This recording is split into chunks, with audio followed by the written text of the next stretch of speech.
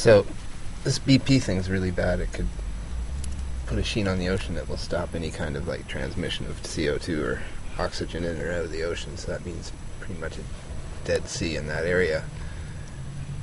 And since we have like complete artificial cloud cover and enhanced cloud cover, you can call it, not much rain though, and jets flying up there, you can hear them over a route that's not a YBR route.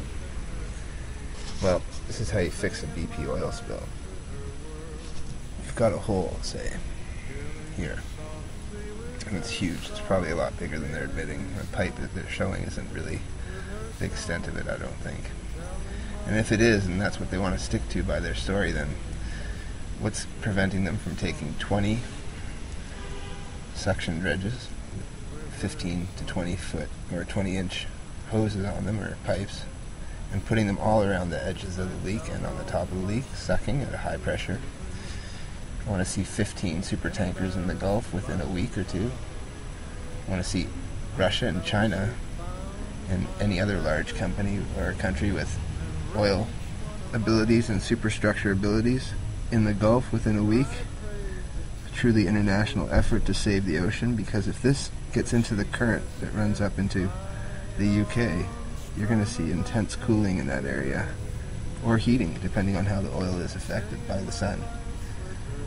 And with the screwed up planet that we have already, it seems, because of urgency to change the atmosphere and stuff, I think that what we need to do is have that dredge suction device with multiple hoses sucking up every bit of that escaping plume. And there's nothing stopping us from doing that. The only thing that's stopping us is people talking back and forth of who's to blame. But I remember the Valdez, and this is going to be 100 times worse probably by the time they're finished drilling a relief well, which probably won't take off the pressure the Earth can produce. That makes no sense at all. If that pocket extends to Venezuela, or if that's like a huge mud volcano or something, that's not going to help putting a release valve on it. So that's a completely bunk explanation of solving this problem. So, international effort, or the world is going to end up suing BP and the US government for damaging the environment and potentially exterminating life on the ocean, and then we're next. We will not be able to survive with a dead ocean.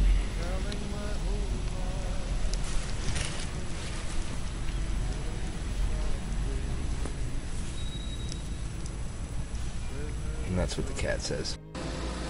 And for all the people in the Gulf that have pets and animals and fish, businesses and that kind of thing, they better start filling up huge tanks with fish and whatever other shrimps and everything else, so they can reseed the ocean once it clears of the oil.